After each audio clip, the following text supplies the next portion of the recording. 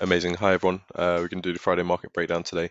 Having a bit of technical difficulties with the camera. It's not really a big deal, but yeah, just going to jump straight into doing the Friday market breakdown. Had a few adjustments as well this week. Started with my trading plan.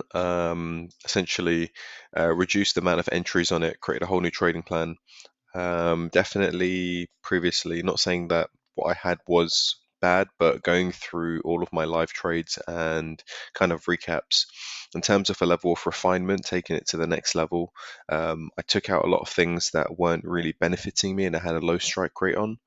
And I will go back in a different unit of time and try backtest those and improve. But for now, I've kind of reduced it to what I'm profitable on, what I'm actually executing really well on, and managing really well.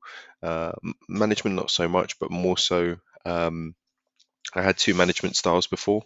So I had a semi-aggressive management style, which was kind of just keeping keeping it above structure in a semi-aggression fashion.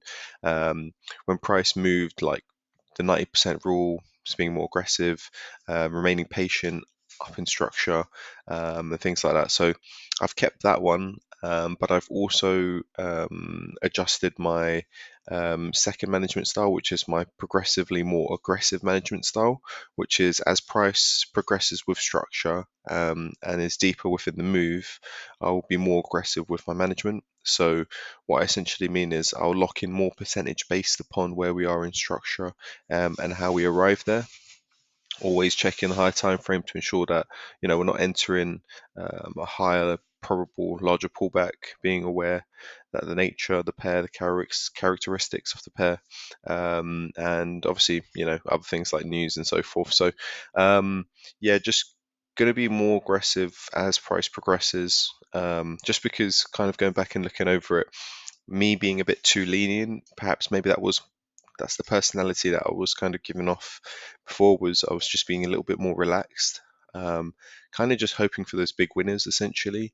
So it was kind of damaging my returns because I would have some trades which would run like, let's say, 4 or 5%, but I would let it pull all the way back up to like 1%. So looking back on that now, I realized that when I was back testing, I wouldn't manage like that. Hence the reason why I was having such a good strike rate back testing. But on live markets, I was being a little bit more kind of laid back and being like, well, I'll give it some room. It could just pull back down and keep going. And sometimes it works, sometimes it doesn't. But in the long run, the percentages compound and it works out better when I am a little bit more progressively more aggressive. So I have a semi-aggressive management style with a progressively more aggressive management style, which essentially is just, becoming more aggressive as price moves on. So I've kind of combined two areas of which I find my strengths and then gone with that. Probably won't be able to explain it in this video, but there'll probably be some videos in the future where I do go over it. Something else that I've really worked on is kind of looking for push down and flags. I've kind of completely eliminated risk entries, let's say, except on the smaller flat flag on the 1 hour chart or on the 15-minute. So I've got probably about four types of risk entries. Ideally I've got one on the two-touch flag, which would have a structured or corrective middle section with for example, with the phase line break. Then I've got the AFT entry. I've got the smaller flat flag, and then I've got the three-touch larger flag with the structured approach. But that one actually, if it's daily or 4 hour, I'll look for the push down and the flag. So it's interesting that I've kind of refined it to these because this is where I'm more profitable for my personality, for what I'm visualizing, what I'm seeing, what I'm being able to execute on. Obviously, ascending channels and so forth, so easy to understand, yet strike rate's not as good as it could be. So, where I'm seeing myself losing money is basically on a particular load of other patterns, and it's because I'm entering in certain areas which seem to just I just don't seem to have the best of luck, let's say, or um, enough confidence and experience in those particular entries.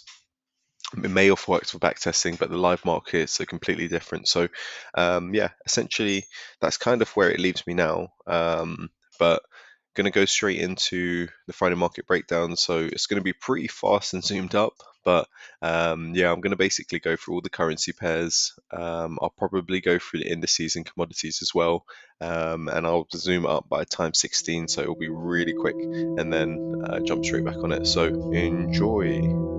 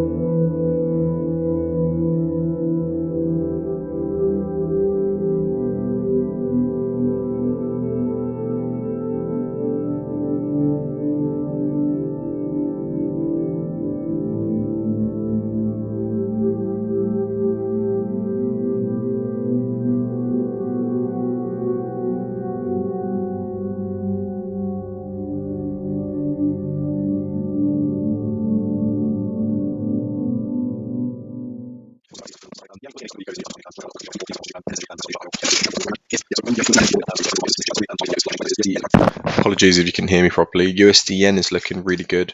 USD CAD is potentially shaping up. We could just go lower. So that's that. New Zealand CAD, we're actually in that prime time now, which is interesting. So I've got this sort of line in the sand that I'm looking at where if we well, we have broken it now. So if we create any flags down here, we're still good for the sell. There was definitely some nice opportunity in this sort of area, in this area here. Not the cleanest, but um, definitely was some level of interest. I think if there was an entry, I probably would have opted in 5 minutes. Probably would have been more so of a mistrade for me. I don't know actually. Let me see how many pips that would be. So maybe I would have taken it around about here. Yeah, I think I would have probably got involved around about 15 pips to be fair.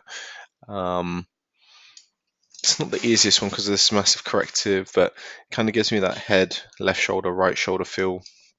I do like that. We still can still come up, but yeah, I would have come in 15 pips, and yeah, just running probably around about there. Probably would have locked in around about.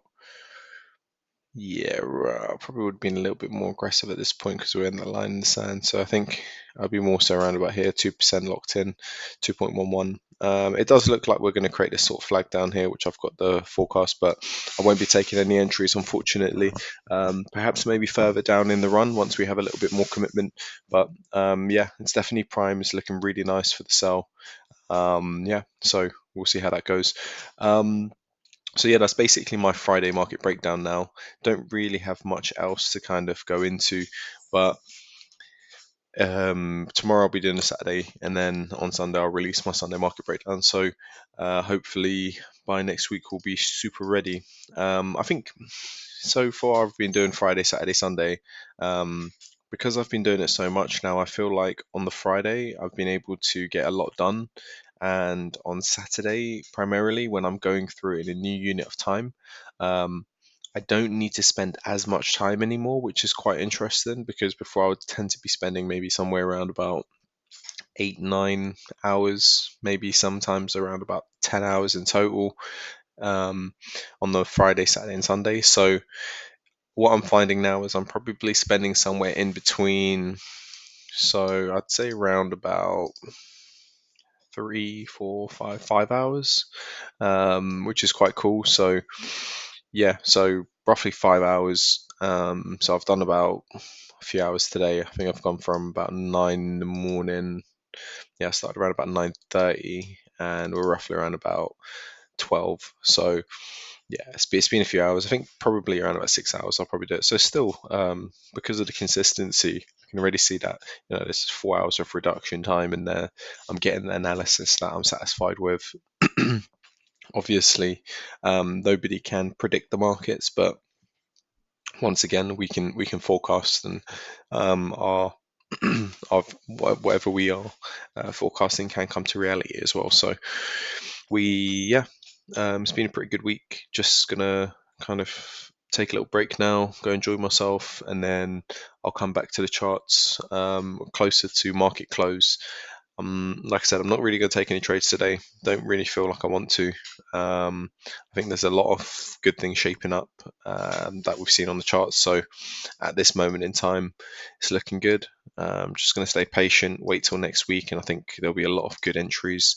The last one I wanted to quickly look at, the last two, sorry, was GBP yen. It's not quite ready, and I think it will gear up and be ready soon.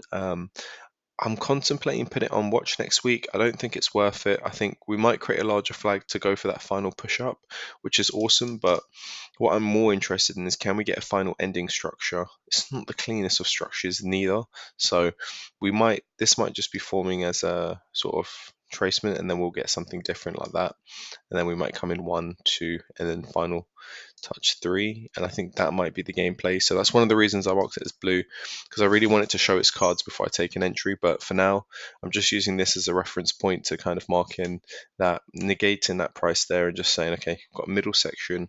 Are we going to come in tapping over here? But then I feel like this could evolve, and then we could see something like this happening where we get this as the first, second, and then third, or override. So that's basically what I'm looking at. And then Euro GBP, I really like this one because we're basically tapping into that override zone. But because of this sort of momentum we've had, I want to see a significant push down. Just a solid push in and a solid push back up, and then create a flag. Simple as that. That's how I want to keep it. That's how I want to look at it. Just kind of tapping people out, maybe come to some sort of inflection point, whatever. But solid push out, catch people on the wrong side, then pull all the way back in, create a flag, and we go up. And then we continue with the bullish run. But at the moment, I am liking these scoops. So just going to wait slowly, watch it to evaluate, and then we'll go from there. And yeah, that's it for Friday. So have a good Friday. Enjoy your weekend if you are doing anything. And yeah.